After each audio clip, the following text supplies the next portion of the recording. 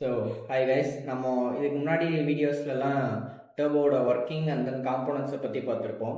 So இந்த video ஒரு இன்ட்ரெஸ்டிங்கான வீடியோ. இதில் என்ன பார்க்க போகிறோம்னா, உங்கள் நேச்சுரலி ஆஸ்பிரேட்டட் காரை எப்படி டர்போ காராக மாற்றுறது அப்படின்னு பார்ப்போம். ஸோ இதுக்கு ஃபஸ்ட்டு ப்ராசஸ் வந்து உங்கள் இன்ஜினை செக் பண்ணணும். ஏன்னா எல்லா இன்ஜினும் டர்போ போகிறதுக்கான இன்ஜின் கிடையாது.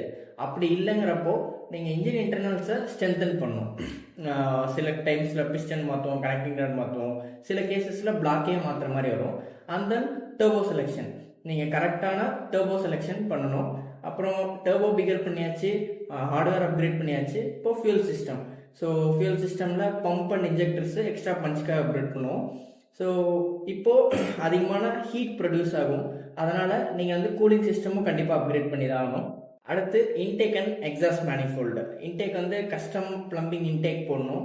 இதை சப்போர்ட் பண்ணுற மாதிரியான எக்ஸாஸ்ட் மாடிஃபிகேஷனும் பண்ணணும்.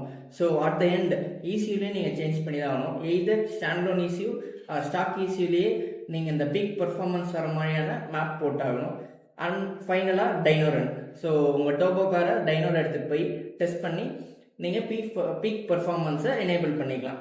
ஸோ இந்த சீரியஸ் வீடியோ உங்களுக்கு பிடிச்சிருந்தா லைக் பண்ணுங்கள், ஷேர் பண்ணுங்கள். உங்கள் ஃப்ரெண்ட்ஸோட லைஃப்பில் யாருக்கு பூஸ்ட் வேணும்னு நினைக்கிறீங்களோ அவங்கள டேக் பண்ணுங்கள்.